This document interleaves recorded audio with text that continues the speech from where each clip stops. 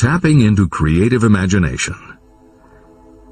The earth on which you live, you yourself, and every other material thing are the result of evolutionary change, through which bits of matter have been organized and arranged in an orderly fashion. As far as science has been able to determine, the entire universe consists of but two things, matter and energy. Moreover, and this statement is of stupendous importance, this earth, every one of the billions of individual cells of your body, and every subatomic particle of matter began as an intangible form of energy. Through the combination of energy and matter has been created everything perceptible, from the largest star in the heavens down to and including man himself. Desire is a thought impulse. Thought impulses are forms of energy. When you begin the process of acquiring money by using the thought impulse of desire, you are drafting into your service the same stuff that nature used in creating this earth, as well as every material form in the universe, including your body and your brain, in which the thought impulses function. Editor's comments. Although recent developments in physics, gauge theory, string theory, membrane theory, and others have advanced our understanding of matter and energy, Hill's preceding description remains in accord with modern science.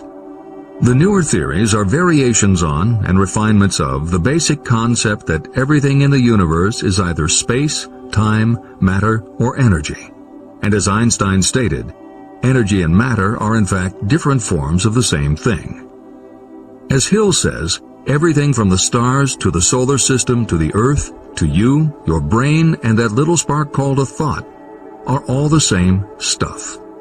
As when a tablecloth is spread out, there are folds and bumps in the fabric that are all different from each other, but they are all still tablecloth. Like the folds and bumps in the tablecloth, energy and matter are the same thing in different forms.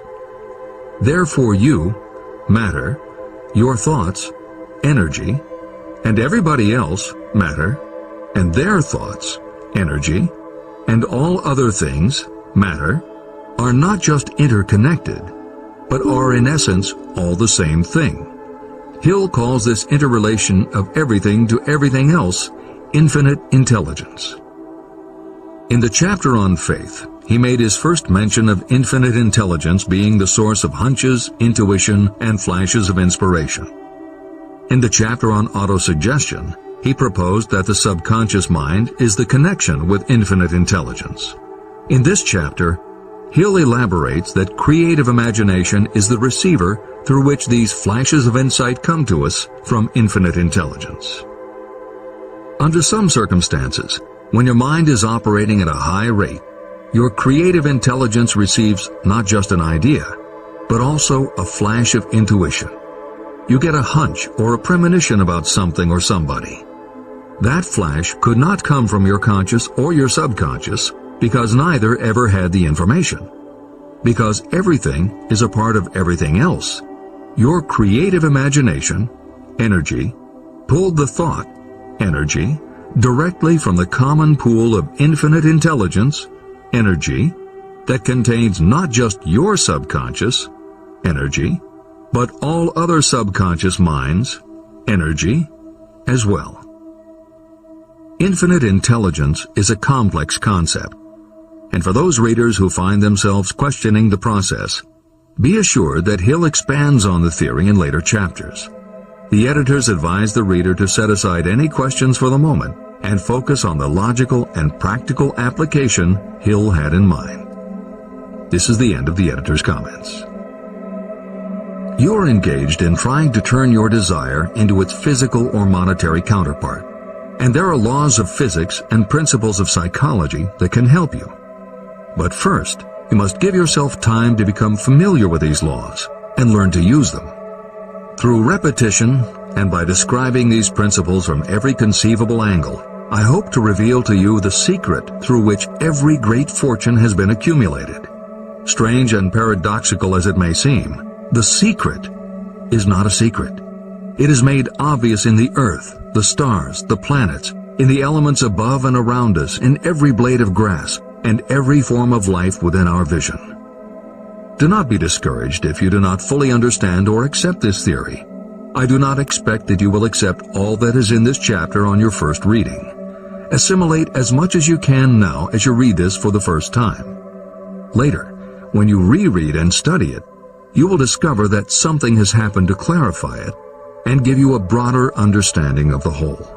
Above all, do not stop nor hesitate in your study of these principles until you have read the book at least 3 times. Then you will not want to stop.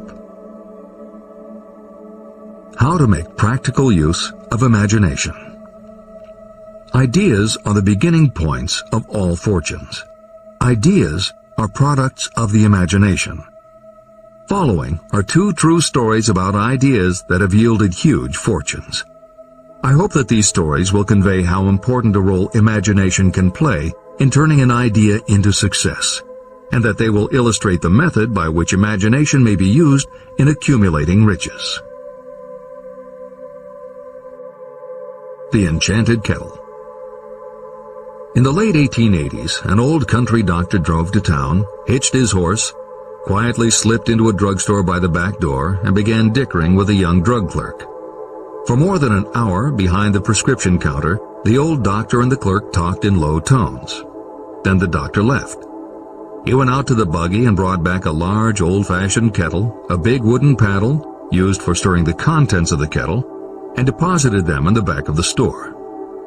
The clerk inspected the kettle, reached into his inside pocket, took out a roll of bills, and handed it over to the doctor. The roll contained exactly $500, the clerk's entire savings. The doctor handed over a small slip of paper on which was written a secret formula. The words on that small slip of paper were worth a king's ransom, but not to the doctor. Those magic words were needed to start the kettle to boiling, but neither the doctor nor the young clerk knew what fabulous fortunes were destined to flow from that kettle. The old doctor was glad to sell the outfit for $500. The clerk was taking a big chance by staking his entire life savings on a mere scrap of paper and an old kettle. He never dreamed his investment would start a kettle to overflowing with gold that would one day surpass the miraculous performance of Aladdin's lamp. What the clerk really purchased was an idea. The old kettle and the wooden paddle and the secret message on a slip of paper were incidental. The miracle of that kettle only began to take place after the new owner mixed with the secret instructions an ingredient of which the doctor knew nothing. See if you can discover what it was that the young man added to the secret message, which caused the kettle to overflow with gold. Here you have a story of facts stranger than fiction, facts that began in the form of an idea. Just look at the vast fortunes of gold this idea has produced. It has paid, and still pays, huge fortunes to men and women all over the world who distribute the contents of the kettle to millions of people.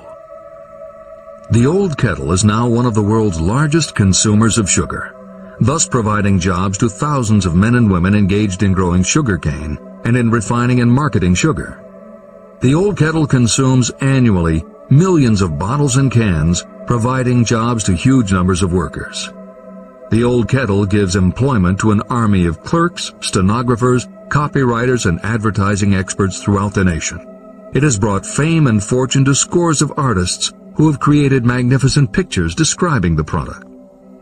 The old kettle has converted Atlanta, which was a small southern city, into the business capital of the South, where it now benefits, directly or indirectly, every business and practically every resident of the city. The influence of this idea now benefits every civilized country in the world, pouring out a continuous stream of gold to all who touch it. Gold from the kettle built and maintains one of the most prominent colleges of the South, where thousands of young people receive the training essential for success. If the product of that old brass kettle could talk, it would tell thrilling tales in every language, tales of love, of business, of professional men and women who are daily being stimulated by it. I am sure of at least one such tale of romance, for I was a part of it, and it all began not far from the very spot on which the drug clerk purchased the old kettle. It was there that I met my wife, and it was she who first told me of the enchanted kettle. It was the product of that kettle we were drinking when I ask her to accept me for better or worse. Whoever you are, wherever you may live, whatever your occupation, just remember every time you see the words Coca-Cola that its vast empire of wealth and influence grew out of a single idea. And that idea, the mysterious ingredient the drug clerk Asa Candler mixed with a secret formula, was imagination. Stop and think of that for a moment. Keep in mind that the steps to riches described in this book are the very same principles through which the influence of Coca-Cola has been extended to every city, town, village, and crossroads of the world.